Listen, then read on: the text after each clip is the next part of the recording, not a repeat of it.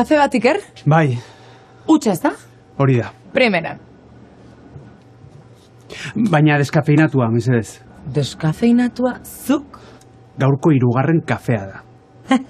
Astelen gogorra, Pulakoa.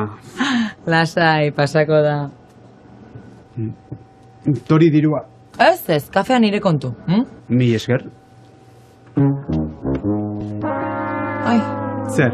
diru zorroa. Bulegoan aztu zait. Astelen gogorra, Tori. Eskerrik asko.